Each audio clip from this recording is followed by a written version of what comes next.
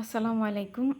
আমি আজকে নিজের মতো করে শিরখুরমা যেভাবে রান্না করে ওইভাবে আমি একটা খুবই সিম্পলভাবেতে একটা সেমাই রান্নার রেসিপি দেখাবো।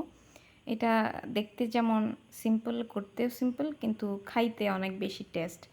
যেভাবে শিরখুরমা বানায় ওইভাবেই প্রসেসিংটা, কিন্তু শিরখুরমাতে তো অনেক ধরনের ড্রাই ফ্রুটস ইউজ করা হয়, তো আমি ওইখানে কোনো কিছু ইউজ করতেছি না, অনলি ঘি আর দুধ, চিনি আর শুধু এলাচ ইউজ করব। তো প্রথমে আমি সেমাইটাকে ঘি দিয়ে ভেজে নেব।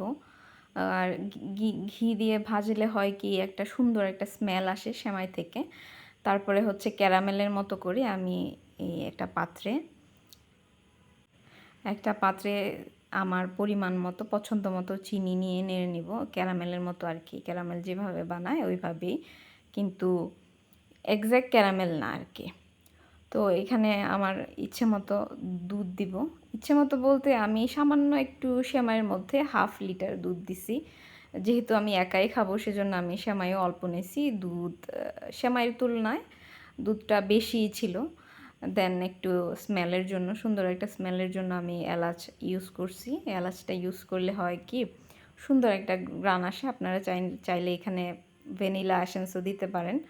ভ্যানিলা এসেন্স দিলে হয় সেমাইয়ের মধ্যে ভ্যানিলার ফ্লেভারের গ্রান আসে আর কি। তো আমার এলাচের স্মেলটাই বেশি পছন্দ। তো অনেকক্ষণ নেড়ে নিয়ে দুধটা একটু গাঢ় করে নিছি আর কি। তো দুধটা গাঢ় করার পরে আমি সেমাইগুলা মিক্স করে দিছিলাম। আমার এমনিতে সেমাই কোনো অকেশন লাগে না, আমার সেমাই খাইতে এমনি ভালো লাগে।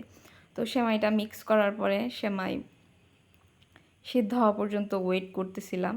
তো নেড়ে নিছি, আর চুলার আগুনটা একদম লতে রাখছি, মিডিয়াম আর কি, যাতে সেমাইটা নিচে না লাগে।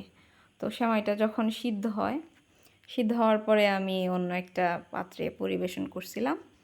অ্যান্ড এই যে লাস্ট টাইমে হচ্ছে গিয়ে এরকম দেখাচ্ছিল। তো সেমাইটা অলমোস্ট কিন্তু হয়েই গেছে। সেমাই বানাইতে খুব একটা সময় লাগে না, এটা বানাইতে টোটাল 20 মিনিট